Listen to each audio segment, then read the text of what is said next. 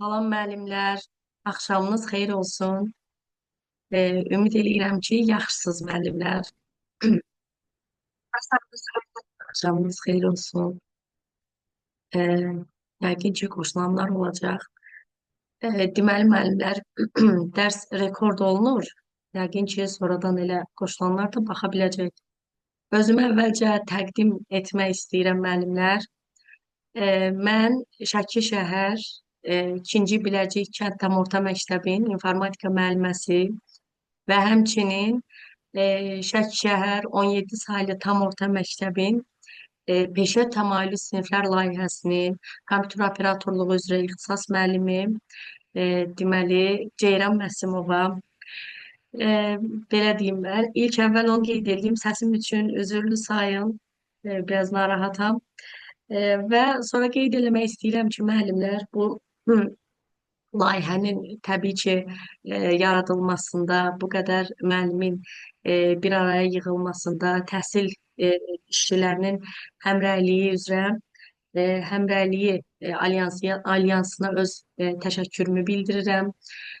Təbii ki, mən özüm də həmçinin layihələrdə, dünənki təlimdə, həm də ondan əvvəlki təlimdə mən özüm də iştirak etmişəm. Dünənki təlim icmalla bağlı idi, maraqlı idi. Hər daim bir müəllim olaraq biz öyrənməyə açıq. Bir müəllim ömrünün sonuna qədərən, yəni işlədiyi müddət ərzində həmişə şagird olaraq qalır. Yəni belə deyim də, e, hər dövrdə belə deyim, bir şey öyrənirik, bir təlimdən bir cümlə, e, belə. E, Bir sözlə müəllimlər, mən özüm nəyi qeyd etmək istəyirəm bu gün? Mən özüm əvvəlcə bəzi süni intellekt proqramları ilə tanış eləmək istəyirəm sizi ki, hansı ki əslində e, hamımız müəllimik, təbii ki, dövrün qanunlarına uyğun olaraq hər birimiz əslində süni intellekt proqramlarını bilirik. ChatGPT olsun, Gemini olsun və bir çox demək olar ki, proqramlar var ki, əslində əksəriyyətimiz bilirik müəllimlər. ChatGPT artıq bizim sağ əlimizdir. Nəyi bilməsək ondan soruşuruq təbii ki. Hətta belə deyim, soruşmaqla adi suallarımızın cavablandırılması qırağa belə deyim, süni intellekt bizim testlərimizi, mövzu üzərində test çıxartma və yaxud da hər hansısa bir başlıq üzərində şəklin çıxarılması və s. yəni çox işdə süni intellekt bizim əslində əlimizdən tutur. Mən də özümün bildiyi və istifadə etdiyi proqramların bir neçəsi ilə sizləri tanış eləmək istəyirəm müəllimlər. Gəlin əvvəlcə baxaq Canva proqramına müəllimlər. Canva, slide, poster, afişa və belə deyim, buklet, broşur, hətta sosial şəbəkələr üçün belə deyim, bukletlərin, broşurların hazırlanmasında çox qəşəng proqramdır müəllimlər. Təbii ki, burada qeyd eləmişəm, pulsuz versiyası kifayət qədərən istifadə eləmək mümkündür. Üstünlükləri nədən ibarətdir? Üstünlüyü ondan ibarətdir ki, hamı tərəfindən tez başa düşülən bir proqramdır. Yəni orada Azərbaycan dilində adətən qeyd olunurdu ya, rahatlıqla başa düşmək olar ki, posteri hardan hazırlamaq olur, slaydı necə hazırlamaq olur və s. Zəif tərəfi də ondan ibarətdir ki, müəllimlər, yəni onlayn idarə etmək mümkündür proqramı. Hətta bununla bərabər müəllimlər, bura qeyd etmək istəyirəm, Canva-ya bənzər proqramlardan, məsəl üçün FreePic proqramı var, hətta VPic proqramı var ki, bu proqramlar da Canva qədərən demək olar ki, çox maraqlı proqramlardır əslində. İşlədikcə adam yorulmur deyərdim. VPic daha maraqlıdır.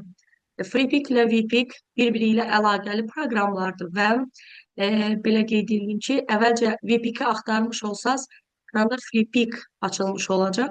Keçid etmək mümkündür. O da hardasa belə qeyd eləyərdim. VPic Canva qədərən də maraqlı proqramdır.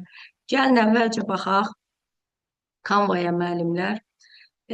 Mən burada qeyd eləmişəm, sertifikat axtarışı vermişəm. müəllimlər.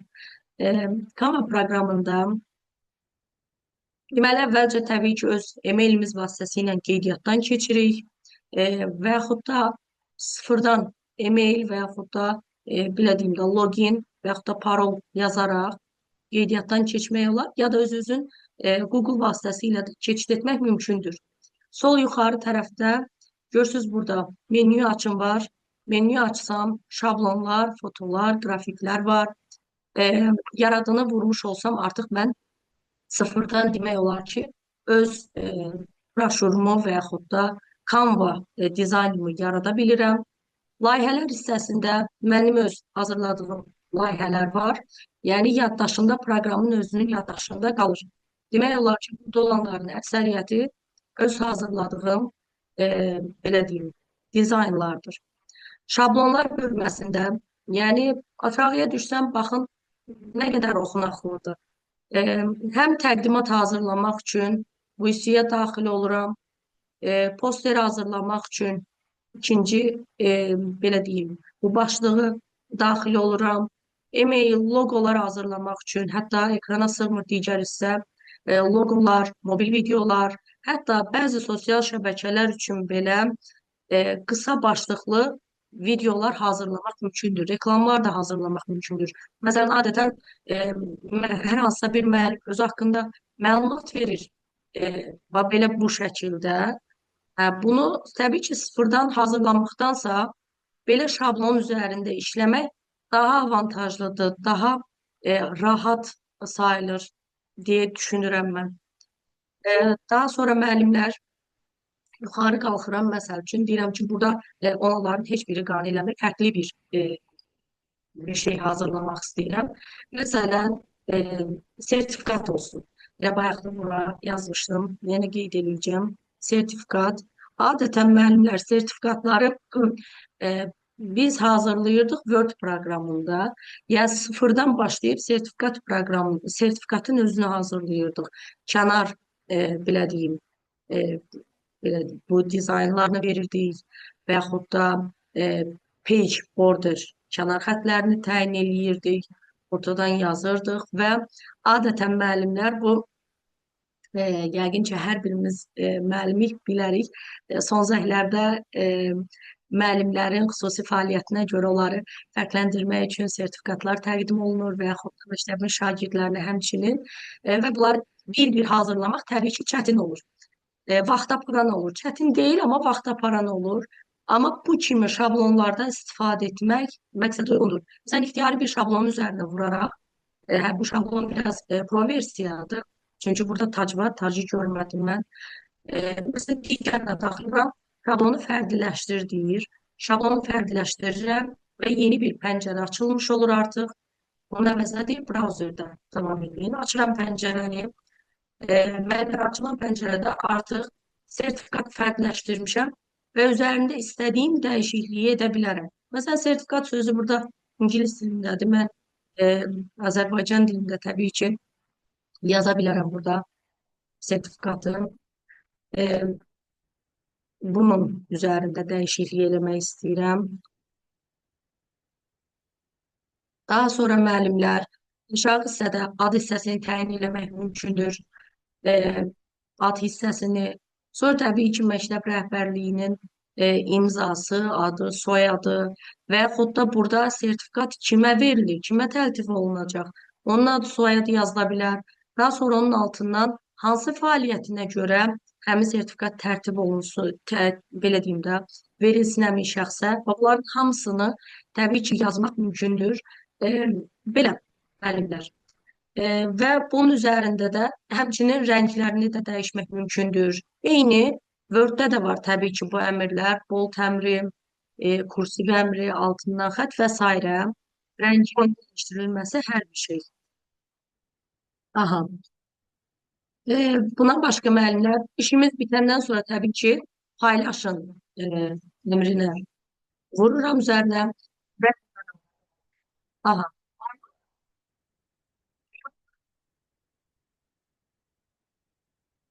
Aha. Daha sonra müəllimlər buradan endirin düyməsindən istifadə edərək hansı formatda endirmək istəyiriksə, ya JPG şəkil formatı təbii ki, PNG də şəkil formatıdır. Standart PDF formasında və yaxud da video formatında, həm də GIF formatında, PowerPoint, PPTX formatında da çap etmək, belə deyim, çap etmək deməyim, endirmək mümkündür. Təbii ki, ya kompüterimize ya da telefonumuza. Canva proqramının üstün cəhətlərindən biri də odur ki, həm də onu telefonda da istifadə eləmək mümkündür müəllimlər. Bu olur belə. Digəri isə bizim WordWall proqramıdır. WordWall proqramı müəllimlər nə proqramıdır? WordWall proqramı quiz, oyunlu testlər hazırlamaq üçün çox maraqlı proqramdır.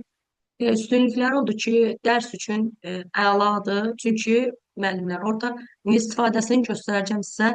Yəni testlər nə şəkildə olur, quizlər nə formasında olur. Zəif tərəfi odur ki, orada kredit tələb olunur və təəssüflər olsun ki, sonsuz sayda istifadə etmək mümkün deyil. Məsələn, WordWall-da mən hazırladığım bir neçə quizi göstərmək istəyirəm sizə. Məsələn, gəlin mənim tədbirlərimə daxil olaq. Tutaq ki, bunlardan birinə keçid eləyəcəm. Bu olsun. Hal-hazırda mən limiti keçdiyimə görə yenisini sizə göstərə bilmirəm. Amma yeniləmək üçün sonra göstərəcəm haradan keçid etmək lazımdır. Məsələn, başlat düyməsini vururam. Təbii ki, kimə göndərmişəmsə, həmin şagird asanlıqla açır. Heç bir login, parol lazım olmadan asanlıqla açır və başlayır işləyir. Sən operativ yaddaşı, bunu özüm qeyd eləmişəm bu şəkildə, şagird şəklinə baxır, RAM olduğunu seçir. Daha sonra növbəti daimi yaddaş ROM olduğunu qeyd edirəm. Daxili yaddaş keş və yaxud da dördüncü sual daxili yaddaş qurğusudur. Məsələn, registr. Tutaq ki, birini səhv götürürəm, DVD götürəcəm. Bax, yanlış olduğunu bildirir və doğrunu qeyd etmiş olur ki, registr yaddaş daxili yaddaş qurğusudur. Həmçinin belə davam eləyir və ümumi olaraq sonda, məsələn, bir fərdi kompüter deyil, super kompüter deyil və sınavımız bitmiş olur müəllimlər. İndi düzdür, mən bitirməmişəm deyə bir də təzədən son əvvələ qayıdır. Bu da olur belə müəllimlər. Sonda nə qədər müddətə bitirmişəm sınavı və neçə sualdan neçəsini yazmışam, onu ətraflı formada ekrana şablon kimi çıxardır. Ana lövhədə yerləşməyən təbii ki, bizim səhv listimizdir və s. Biraz sonra da yerləşir ruhu. Bunu hazırlamaq üçün mən hara keçid edəcəm. Bunu hazırlamaq üçün tədbir yarata daxil oluram. Daha sonra tədbir yaratdan sonra müəllimlər var. Burada mənə qeyd olunur ki, hal-hazırda istifadə etmişsən. Yəni görürsüz məndə pasiv formadadır, amma sizdə pasiv olmayasınız, istifadə etsəz eğer. Anagram hazırlamaq mümkündür. Açıq qutu, söz çorbası, oyun, yəni bunlar qrup cədvəli və bu da çox qəşəngdir müəllimlər. Digər sınağım bu şəkildə idi və s. Belə müəllimlər. Bu da WordWall-da bu şəkildə quiz hazırlamaq üçün bir proqram sayılmış olur. Növbədə olan proqramımız müəllimlər Blocket'dir. Blocket test və oyun kombinasiyasıdır şagirdlər üçün. O da WordWall-a çox oxşuyur. Həm də şagirdlər həmin proqramı demək olar ki, sevirlər. Yəni ki, aramızda müəllimlər Kahoot proqramını hazırlayıb istifadə edənlər var. Hə.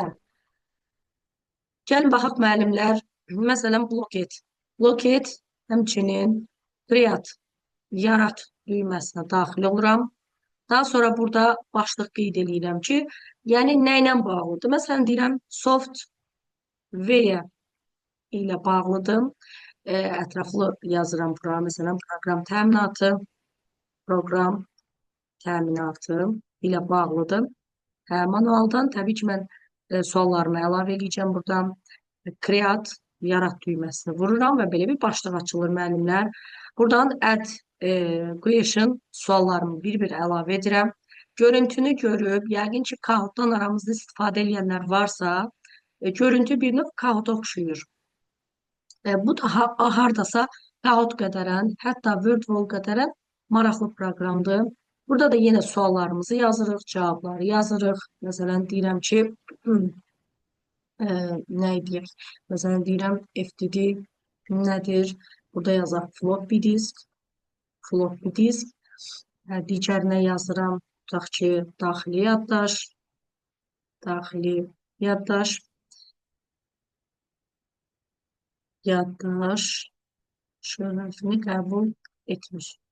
Hə. İndi digərlərini yazmıram, doğru cavab işarələyirəm və save əmrindən istifadə edərək yadda saxlayıram təbii ki. Və mən daha sonra ümumi əgər suallarımın sayı bitdikdən sonra save set vururam. Məsələn, hardasa 20 sual əlavə etmişəm. Daha sonra belə bir yığdığı göstərir da ki, yəni yığılıb. Sonra buradan bu host əmrindən istifadə edərək belə bir yenidən pəncərə açılır. Yeni hostu vururam. Bu hissələrdən seçə bilirik ki, şagird oyunu sualtı sanki belə virtual bir aləm yaranır. Hansı aləmdə yəni oynasın, arxa fonda orada müəyyən şəkillər olur. Yəni, burada qeyd olunur, deyir ki, şagirdin tutaq ki, 4 dəqiqə verilibsə, 4 dəqiqə ərzində nə qədər bal toplasa, o qədərən müddətə toplamalıdır, tutaq ki, vaxt verilir. Burada isə müəyyən bal verilir, deyir o bal limitini keçənə qədərən davam eləsin. Adətən time-dan istifadə edirəm müəllimlər və host now vurulur.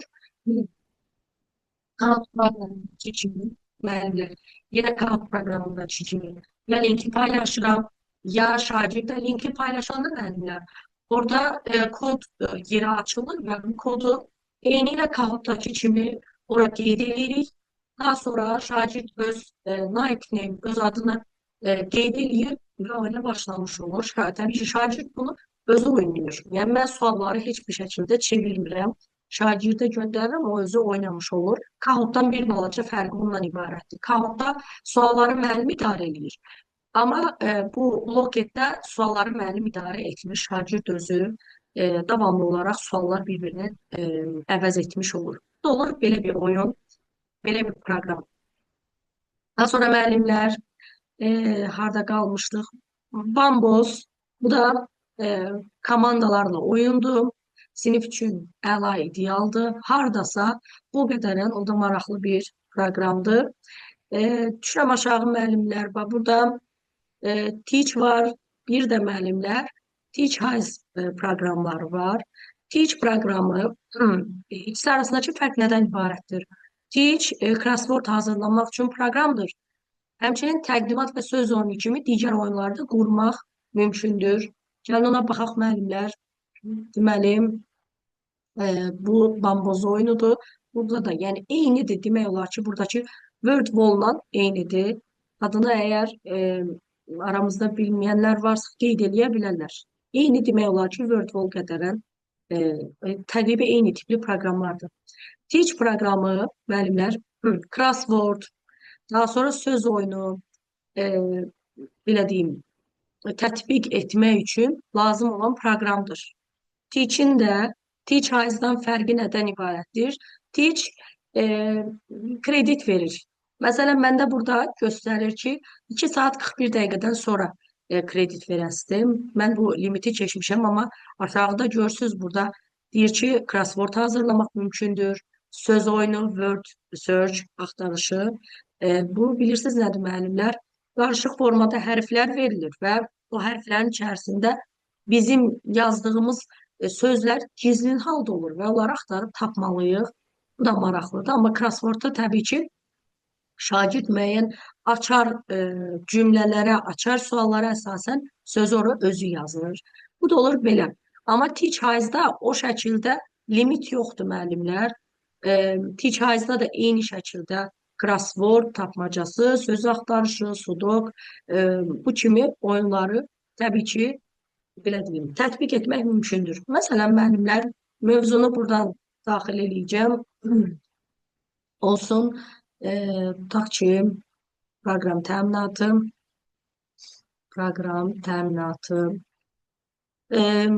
yaş olsun, məsələn, 13 yaş, sözümüzün sayı 10, Buradan sözləri daxil eləyəcəm. İpucu mətnini bura daxil eləyəcəm. Sözü bura daxil eləyəcəm müəllimlər. Məsələn, yazıram bura Lotus 1, 2, 1 Lotus yazaq da sadəcə olaraq. İpucu mətni kimi də daxil eləyirəm. Deyirəm məsələn, elektron cədvəldir. Elektron cədvəldir. Cədvəldir. Daha sonra növbəti bir də söz əlavə edirəm. Mən hər dəfə əlavə etdikcə o burada öz üçün crosswordu qurur. Növbəti bir sözümüzü daxil edirəm bura. Məsələn, e, məsələn, ağlıma proqram adı yazaq bura Clipper. Clipper.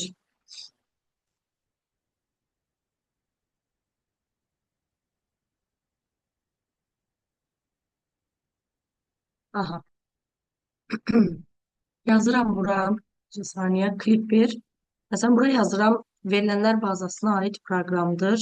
Verilənlər bazası. Yenə söz əlavə etdikcə orada crosswordu qurur. Növbəti dəfə yazıram.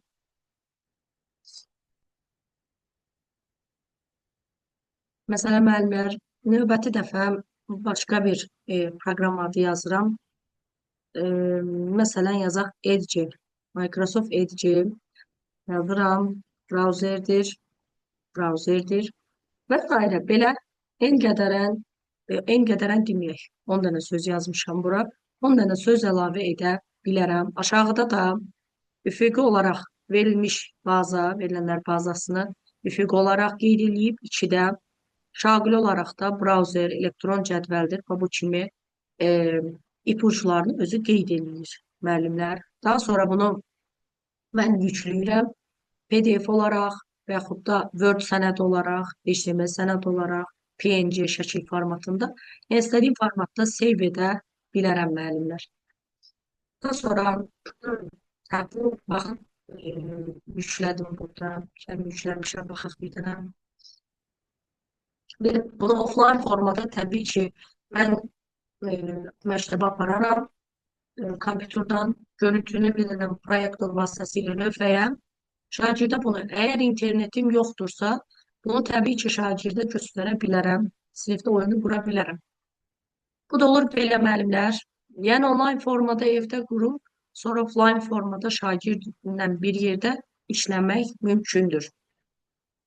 Daha sonra müəllimlər, elə bilirəm ki, proqramlar, bilmirəm indi aramızda bilənlər var ya yox, maraqlı oldu mu, olmadı. Bunları mən saxlamışdım belə qeyd etmək üçün. Teach, bir də Teach Eyes proqramını qeyd elədim, crossword yaratmaq üçün. Bir də Quiz Rice var. Quiz Rice proqramında gəlin buradan bir dənə baxaq müəllimlər. Quiz Rice. Baxdığınız deyil. Ders rekord olunur müəlliməm. Sonradan videonu atacağım qrupa. Grupdan baxa bilərsiniz. Həm də onlar proqram adlarını birbirine atabilir.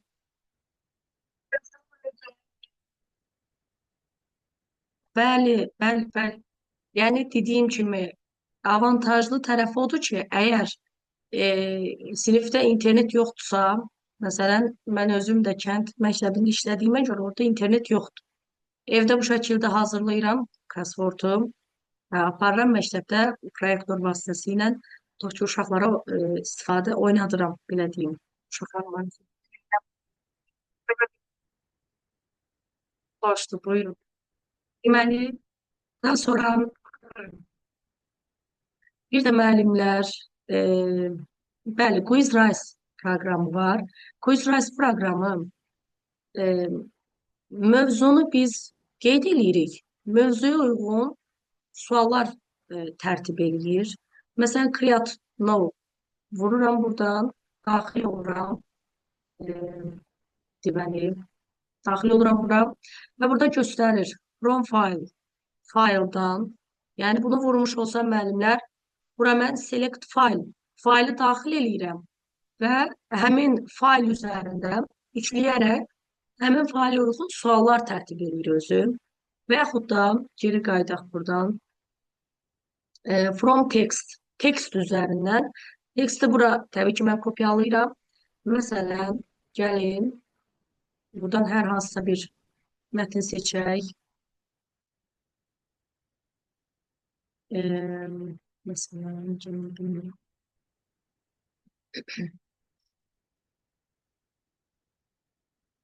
bir hissəsini götürmək istəyirəm. Belə. Ctrl+C kopyalayıram. Keçid eləyirəm bura. Eyni mətni gətirirəm. Ctrl+V edirəm. Biraz böyük oldu, amma görək nə göstərir. Continue. Daha sonra burada deyirəm ki, bir neçə dənə sual hazırlasın. Deyirəm, məsələn, 15 dənə sual. Create quiz.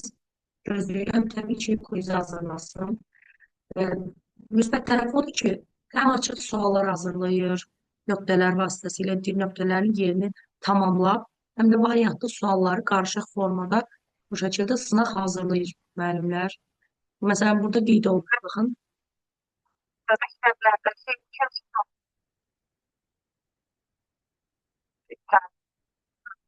Orada suallarını təbii ki, kopyalayıb ora yapışdırmaq olar. Hazır suallardır. Məsələn, müəllimlər variantlarını da həm də verir. Show answer cavablarını baxmaq istəsək, göstərir cavablarını da burada. İstəməsək tutaq ki, yalnız cavablarını kopyalamayaq. İstəsək ki, sadəcə suallarını kopyalayaq. Bu şəkildə ilk universal kompüterin yaradılması tarixi başlayır. Neçənci ildə? Şuradan soruşuram. 1946-cı ildə mətnlərə bax. Onu bu şəkildə açıq və məhdudlu, qarışıq formada bu şəkildə suallar hazırlayan bir proqramdır müəllimlər. Bu da olur belə. Daha sonra nə qeyd eləmək istəyirəm müəllimlər? Süni intellektlərlə bağlı proqramlarım bu qədərdir. Bir də qeyd eləmək istəyirəm. Word-də, Excel-də təbii ki, biz proqramları, təbii ki, biz CSG-ləri və yaxud da ümumiyyətlə sənədləri təbii ki, yaza bilirik. Məsələn, Word-də nə haqqında danışmaq istəyirəm müəllimlər? Word-də açaq. Word-də hazırlanan sənədlər, adətən müəllimlər sətlər deməyim, CSG-nin özünü ilə götürüb. Məsələn, biz CSG-ni Word-də yazırıq. Daha sonra onu bir A4 vərəqində, bir üzü bir A4 vərəqində çapa ötürürük. Əksəriyyətimiz bunu evdə, tutaq ki, printer evdə varsa, təbii ki, evdə eləyir. Əksəriyyətimiz də onu təbii ki, gedir, çıxartdırır, ya məktəbin özündə çıxartdırır və s. Amma məsələn, hər hansısa bir sənədi çapa ötürən zaman müəllimlər fayl, daha sonra print menyusundan print əmrinə daxil oluram burada. Hər hansısa bir mətni çapa ötürən zaman müəllimlər 2 səhifəni bir üzdə çap etmək mümkündür. Yəni, belə deyim, CSG-lərin sualları indi bilmirəm, digər məktəblərdə də eyni cürdür. Məsələn, bir çox məktəbdə deyirlər 16 sualdan aşağı sual sayı olmasın. İndi hər məktəb üçün keçərliyini bilmirəm. Adətən metodik vəsaitlərdə 10 sual və yaxud da 14 sual qeyd olunur. Amma bu bir çox məktəbdə deyilir ki, 16 sualdan az sual olmasın. Tutaq ki, ona əsasən deyirəm ki, əgər 16 sual vərəqlərdə, belə deyim, daha çox vərəq sayı daha çox sərf olunursa, ona gətirmək istəyirəm əslində. Burada məsəl üçün print əmrinə daxil oluram və burada print əmrində indi ümumi bir məlumat vermək istəyirəm. Print əmrində müəllimlər printerin burada adı qeyd olunur. Daha sonra print all page bütün səhifələrin çapını göstərir. Məsələn, əgər sənədimdə 20 səhifə varsa, 20-sini də tək yüzlü olaraq çap eləyir. Bir üzünü çap eləyir, digər üzü boş olaraq çap olunmuş olur. Amma sən bu aşağıda only print odd page var, bir də only print even page var. Odd page müəllimlər cüt səhifələri çap eləyir. Necə tərtib eləyirəm mən özüm? Od page'dən istifadə edərək müəllimlər cüt səhifələr, tək səhifələr üzr sayın, tək səhifələri çap edirəm. Daha sonra müəllimlər vərəqlərin üzünü çevirərək növbəti dəfə buradan Evon page vuraraq tək səhifələri cütlərin ardına çap edirəm. Məsələn, old page-də əvvəlcə müəllimlər 1, 3, 5, 7, 9 bu kimi səhifələr çap olunur, təklər. Daha sonra Evon page-də isə cütlər çap olunacaq. Yəni birin ardına üzərini çevirərək birin ardına 2-ni, 3-ün ardına 4-ü, 5-in ardına 6-nı bu şəkildə ardıcıl olaraq çap etmək mümkündür. Təbii ki, e, adətən testləri hazırlayan zaman lap kesilgi olmasın. Adi şagirdlərə test təqdim etmək istəyəndə belə mən bir üzdə, bir A4 vərəqinin bir üzündə bir səhifə çap eləyirəm. Məsələn, 2 səhifə. Yəni bizim sadəcə qatlanmış formada olur. Qatlaq formada olur. Sanki A5 vərəqi böyüklüyündə olur. Bir A4-ün üzərinə 2 dənə səhifəni çap etmiş olsaq, yarısı bir tərəfdə, yarısı bir tərəfdə olmuş olur. Həm oxunaqlı olur, həm də digər üzündə də 2 səhifə çap etməklə 4 üzü bir vərəqdə çap etmək mümkündür müəllimlər. Yəni bunu əslində çoxaltmaq mümkündür, amma təbii ki, şagirdin o yazı oxunaqlı olmalıdır ki, şagird onu oxuya bilsin. Bir üzdə 4 səhifə, bir üzdə 6 səhifə, bir üzdə 8 və bir üzdə maksimum A4 vərəqinin bir üzündən maksimum 16 dənə səhifəni çap eləmək mümkündür. Artıq 14, 8, 16 səhifələr belə deyim, necə çıxır? Balaca yaxa kartları böyüklüyündə çıxır, hansı ki onu yaxa kartı kimi ancaq istifadə edə bilərik. Yəni, çox balaca olur. Bir A4 vərəqindən çap olunur, daha sonra onu kəsərək istifadə etmək mümkündür müəllimlər. Bu olur belə. Daha sonra müəllimlər, bir də burada print one side var. One side sənədin tək üzlü çap olunmasıdır. Hansı ki bu printerdən printerə dəyişir. Məsələn, evdə istifadə olunan əksəriyyətimizin bəlkə də printeri var, istifadə edirik. Bax, həmin printerlərdə tək üzlü çap olunur. Dediyim kimi, onu gərək istifadəçi özü, vərəqləri özü tənzimləsin. Hər dəfəsində üzlərini çevirsin və tək üzdüsə, təkin arxasınca cüt üz, digər tək üzün arxasınca cüt üzü çap etmiş olsun. Yox, əgər yəni bu bizim mətbəələrdə gördüyümüz printerlərdirsə, böyük printerlərdirsə, onlar bunu avtomatik həmin printerlər bunu özləri edir təbii ki və manual print one on both side'la. Both side bir faylı, bir səhifəni artıq iki yüzlü formada, öz avtomatik formada çap edir. Bir üzünü çap edir, sonra çevirir, digər üzünü öz aparmış olur. Bu da olur belə müəllimlər və yaxud da çap zamanı hansısa istəyirik ki, tutaq ki, 20 səhifəlik bir sənədin yalnız 12-dən 18-ə qədər olan hissəsini çap eləyək. Mən artıq buradan bu hissədən 12 yazıram və 18 yazıram və belə bir halda 12-dən 18-ə qədər olan hissələri çapa ötürmüş olacaq. Yəni neçə dənə vərəq olacaq burada? Belə bir halda təbii ki, tutaq ki, bunu əgər bir seçmiş olsam müəllimlər, 18-dən 12-ni çıxaram, 6 altının üzərinə bir gələrəm, 7. Yəni sırf belə deyim, saniyə müəllimlər. Bulmaq istəyənlər var. Yəqin ki, deməli belə müəllimlər, bəli, bu intervaldır. Sırf 200 səhifəlik də olsa belə, həmin səhifələrin içərisindən yalnız 12-dən 18-ə qədər olan sahəni çapa ötürmüş olur. Bu da olur belə müəllimlər. Bir də baxmaq istəyirəm Excel-in çap bölməsinə. Hansı ki, Excel-in çap bölməsində müəllimlər, buradan homa daxil oluram. Əvvəlcə, məsələn, yazaq buradan. Nə var? Fevral, Muzfura, Mart, April, Ay, iyun, iyul, Ağustos, sentyabr, ay ötürmədi. Oktyabr, belə davam edək. Belə.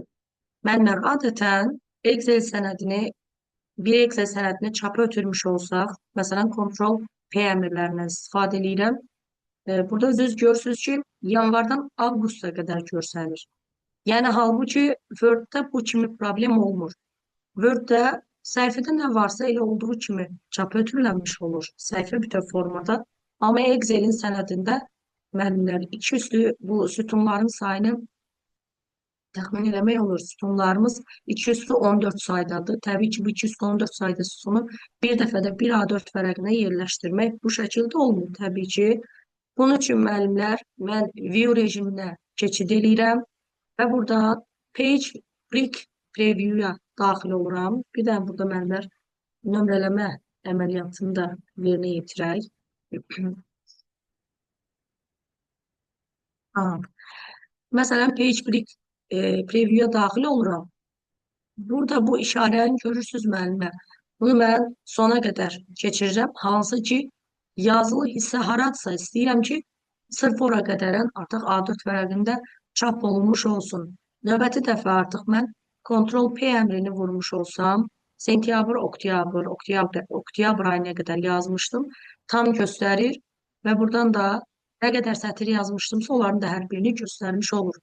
Burada da ölçülərini təbii ki, dəyişmək mümkündür. Məsələn, mən buradan nəyə daxil oluram?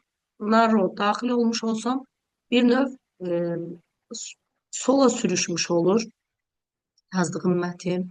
Sonra white içəri mərkəzə doğru yönəldir. Sonra bu da həmçinin tam başdan, bu da qəşəngdir deyərdim. Hətta müəllimlər onların ölçülərini buradan Mergings-dən ümumi olaraq da təyin etmək mümkündür. Mən təyin etdikcə əslində burada çox kiçik, belə deyim, hərəkət eləyir deyə biz onu istələmirik. Amma mən bunu tərk etdikcə header və yaxud da footer, başlıqlar, top yuxarı, baton aşağıdan, onların ölçülərini soldan, sağdan təbii ki, mən həmin xətlərin ölçülərini dəyişə bilərəm müəllimlər. Bu da olur belə. Burada da yenə həmçinin Excel proqramında Word-dəki kimi bir üzdə bir neçə dənə səhifənin çapı mümkün deyil. Amma Print Active Sheet, yəni yalnız aktiv vərəqin çapını göstərir. Print Entry Workbook, bu isə işarə olunmuş kitabı, hal-hazırda istifadə olunan kitabı göstərmiş olur. Daha sonra müəllimlər, daha sonra burada print selection seçilmiş hissəni çap ötürür və s. Yəni buradakı çap Word-dəki çapdan bir balaca fərqlənmiş olur. Burada da yenə portret orientasiyada var, landscape orientasiyada var. Landscape orientasiya albom vərəqi kimi, yəni rəsm dəftərinin vərəqi kimi bu formada çıxardır və portret orientasiya isə A4 vərəqi kimi uzundan bu şəkildə çap ötürmüş olur. Burada isə kopyaların sayını təyin eləmək olur müəllimlər. Kopyaların sayını, məsələn, 3 nəfərə istəyiriksə, bu artıq sırf kopya sayıdır. İstəyir 20 səhifə olsun, istəyir 30 səhifə olsun. Hərəsindən, belə deyim, 30 səhifəni çap eləmək istəyiriksə, 3-dən 30 çap eləyəcək. Bu kopya sayı onu göstərir.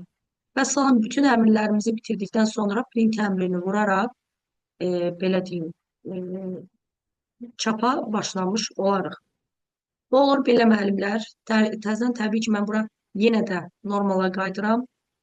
Bu qırıq-qırıq xətləri görürsünüz də. Bura qədərən printdə görsənmiş olacaq təbii ki. Bu olur belə. Daha sonra müəllimlər bir də yenə də qayıtmaq istəyirəm Word-ə. Hansı ki, Word-də cədvəlin əlavə olunması və yaxud da cədvələ sətr və sütunların əlavə olunmasını da qeyd eləmək istəyirəm. Məsələn, insert-də table ixtiyari bir cədvəli özü susma halında 7-dən 6-ya olaraq verir. Mən bir Excel-ə əgər sətr və yaxud da sütun əlavə eləmək istəyirəmsə, Tabii ki birçok yollarım var. Ben bunu klaviatura düğmələri vasitəsilə təyin edə bilərəm. Məsələn, kursorumu cədvəlin çöl hissəsində, sağ hissədən qıraqda yazmaqla mən Enter düyməsindən istifadə edərək cədvələ növbəti sətri yarada bilərəm. Təbii ki, bu sadəcə olaraq sonda baş vermir. Mən ixtiyari bir ixtiyari bir sətrin sağ tərəfində qıraqda kursorumu saxlamaqla Enter düyməsini vuraraq sətri əlavə edə bilərəm müəllimlər. Daha sonra bir başqa düymədən necə istifadə edə bilərəm? Məsələn, tab düyməsi. Tab düyməsi, məsələn, kursorumu əgər burada saxlamışamsa, 7-ci sətirdən sonra mən növbəti sətri yaratmaq istəyirəmsə, tab düyməsini xanaların sayı qədərən vuraraq növbəti sətri yarada bilərəm. Məsələn, xanaların sayı 1, 2, 3. Dördüncü dəfə vurmuş olsam, növbəti sətr yaranacaq. 1, 2, 3. Və bu şəkildə növbəti sətrimizi yarada bilərik həmçinin müəllimlər. Daha sonra bir də açılan cədvəldə müəllimlər Table Layout və Table Design var. Hansı ki, Word sənədinə ya mətn əlavə etsək, ya da ixtiyari bir belə deyim, qrafik əlavə etsək və yaxud da hər hansısa bir belə deyim, şəkil əlavə etmişik, shape-as, figur, ixtiyari nəyə əlavə etsək, ona uyğun mütləq şəkildə bir əlavə tab açılmış olur. Bu da məsəl üçün sırf cədvəl üzərində dəyişiklik etmək üçün, format və yaxud da redaktör əməliyyatlarını yerinə yetirmək üçün lazım olan əlavə tablardır. Ki, mən kursorumu cədvəldən çöldə qoyduğum zaman bu tablar yoxa çıxacaq. Yenə xananın içərisinə kursorumu yerləşdirsəm, əlavə tablar yenə açılmış olacaq müəllimlər. Table Layout-dan mən ixtiyari bir məsələn seçək 6 nömrəli sətri. 6 nömrəli sətirdən yuxarı bunu adətən görmüşəm, yəni müəllimlər bunu şagirdlərin siyahısında, siyah formasında cədvəl hazırlayırlar. Orada istifadə olunur. Məsəl üçün ora bir şagird araya əlavə eləmək istəyirlərsə, sətri sütunu əlavə eləməkdə çətinlik çəkirlər. Şu araya necə əlavə eləyək? Hansı ki, xananın içərisində Enter düyməsini vursaq, sadəcə olaraq Enter həmin xananın sətrin hündürlüyünü dəyişmiş olur, artırıb azaltmış olur. Daxildə Enter heç bir şey yaramır əslində. Və seçirəm mən 6 nömrəli sətri. 6 nömrəli sətrin üzərinə Insert Row Above. Row sətirdir, insert əlavə et, sətirdən yuxarı əlavə etmiş olur. Baxın, bunu vurduğum an 6-dan yuxarı nə qədər istəsək sətr əlavə eləyir. Və yaxud da mən sadəcə olaraq bir sətri, yəni təkcə 6-cı sətri seçmişdim deyə özündən yuxarı bir sətr əlavə eləyir. Yox, əgər mən sətirlərin sayını 5, 6, 7 tutaq ki, 3 sətri bir yerdə seçmişəmsə, özündən yuxarı 3 sətr əlavə eləyəcək. Neçə dən sətr seçmişəmsə, özündən yuxarıda o qədər sətr əlavə eləyir. Insert row below. Özündən aşağı 3 dənə sətr əlavə eləyir. Əgər 3 dənə seçmişəmsə. Insert column left. Özündən sola seçdiyim sütun qədərən sütun əlavə etmiş olacaq. Məsələn, seçmişəm ikinci sütunu.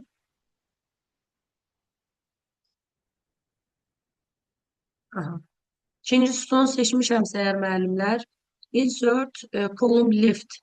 Lefti seçirəmsə, ilk gəlin bura bir nəysə yazaq, tutaq ki, yazaq ki, məktəb. Onu seçirəm müəllimlər, insert column left, məktəbdən sola, məktəb sütunundan sola sütun əlavə etmiş olur. Eyni ilədir, neçə dənə sütunu seçmiş olsam, insert column left özü qədərən, seçdiyim qədərən sola sütun əlavə eləyəcək. Insert column right, seçdiyim qədərən sağa sütun əlavə etmiş olacaq. Bir də bəzən müəllimlər cədvəllərin belə deyim, xanalarında müəyyən dəyişikliklər olur. Tutaq ki, biri enli olur, biri hamısı eyni boyutda olmur. Hansı ki, cədvəl bir balaca səliqəsiz görünmüş olur. Tutaq ki, bunun birinin eyni il, birinin hündürlüyü, yəni bir balaca fərqlidir və yaxud da dravdan istifadə eləmişik. E, Dravdan istifadə gəlin bir dənə belə əlavədən bir sütun yaradaq. Yəni görürsüz ardıcıllıq bir balaca pozulub. Xanaların heç biri eyni ölçüdə deyil. Mən seçirəm bütöv cədvəli, bir saniyə, bütöv cədvəli seçirəm müəllimlər və buradan distribute rows. Distribute rows müəllimlər bütün sətirləri eyni əldə etmiş olur. Distribute columns isə bütün sütunları eyni əldə etmiş olur. Baxın bu şəkildə. Sətirlərin hər birini eyni əldə etdi. Distribute column isə sütunların hər birini bu şəkildə eyni əldə etmiş olar müəllimlər. Daha sonra yəqin ki, qiymətləndirmə cədvəlini biz adətən yəni istifadə edirik yarım il, ilin sonunda. Burada müəllimlər şagirdin adı, soyadı yazılır adətən. Sol tərəfdə şagirdin belə deyim, keçdiyi fənlər isə yuxarı tərəfdə düzülmüş olur və onlar adətən şaquli istiqamətdə həmin fənlərin adı qeyd olunur. Həmin fənləri şaquli istiqamətdə qeyd etmək üçün müəllim text burada directiondan istifadə edə bilərik. Məsələn, yazıram bura fizika, digər hissəyə yazaq informatika, digər hissədə yazaq kimya, digər hissədə yazaq tarix və s. Yəni bunların hər birini şaquli istiqamətdə təyin etmək üçün baxın bu şəkildə text directiondan istifadə edə bilərəm müəllimlər. Hər hansısa bir sütunu əgər silmək istəyirəmsə, eraser pozandan istifadə edə bilərəm. Ümumiyyətlə hər hansısa bir sütunu içi dolu silmək istəyirəmsə, delete case, delete column, sütunun silinməsi, sətrin silinməsi və yaxud da ümumi cədvəli seçərək silmək mümkündür müəllimlər. Bir də onu qeyd eləmək istəyirəm ki, bu silmə əmrini əslində klaviaturadan da təyin etmək mümkündür. Necə? Yəni bir cədvəlin əgər içərisindəki informasiyanı silmək istəyiriksə, mən istifadə edirəm sadəcə delete əmrindən. Klaviaturada olan delete əmri ilə burada olan delete əmri arasındakı fərq ondan ibarətdir. Delete vurmuş olsam klaviaturadan sadəcə olaraq içərisindəki informasiya silinmiş olur. Yox, ümumi olaraq həmin sütun burada artıqlıq eləyir. Məsələn, ehtiyac yoxdur buna. Sadəcə olaraq backspace düyməsindən istifadə edərək həmin sütunu oradan tamamilə silmək mümkündür müəllimlər. Bir də nəyə qeyd eləmək istəyirəm? Burada convert to text var. Convert çevirmək də bizim hazırladığımız cədvəli mətin halına çevirməkdən ibarətdir. Yəni, cədvəl halında bizim informasiya verilib, bizə cədvəl model verilib və onun içərisindəki sadəcə olaraq mətnlər lazımdırsa, oradakı convert to text-dən istifadə edərək müəllimlər cədvəlimizi mətnə çevirə bilərik. Bu da olur belə müəllimlər. Sualı olan varmı?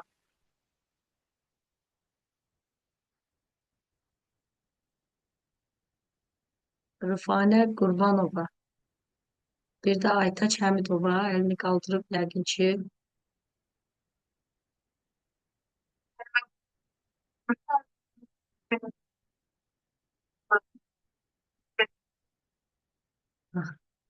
Aydındır.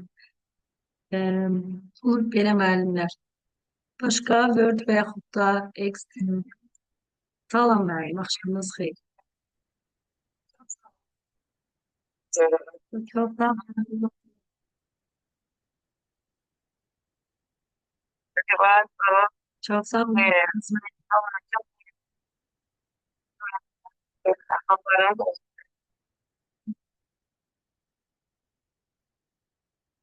Var mı? Bilmez. Çok sağ olun. Teşekkür ederim. Yani. Çok sağ olun. Burada yorumu yazan müəllimlər də sizə çox sağ olun. Teşekkür ederim. Belə müəllimlər, baxın bu proqram adlarını da dərsdən sonra qrupa qeyd edəcəm. Ümumiyyətlə dərsin özündə rekord halında burada yazmışıq. Video alındı. Təşəkkür edirəm. Belə müəllimlər, çox sağ olun Mehriban müəlliməm. Bir də Mehriban müəllimə mən təşəkkürü bildirmək istəyirəm. Məni bu layihəyə qoşan, yönəldən demək olar ki, Mehriban müəllimdir. Ona sonsuz təşəkkürümü bildirirəm. Çox sağ olsun. Həmişə yeniliklərə açıq bir müəllimdir və sağ olsun məni də elə şeylərə dəvət eləyir. Ona görə ona təşəkkürümü bildirirəm. Bəli, bəli. Çox sağ olun. Təşəkkür edirəm müəllimlər. Sağ olun Şahnaz müəllim.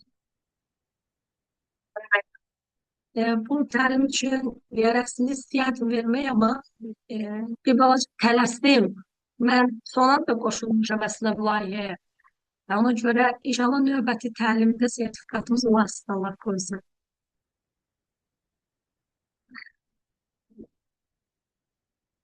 Bu qədər müəllimlər, başqa sualımız yoxsa dərsimizi yekunlaşdıraq müəllimlər. Tamam müəllimlər. Sağ olun. Sağ olun.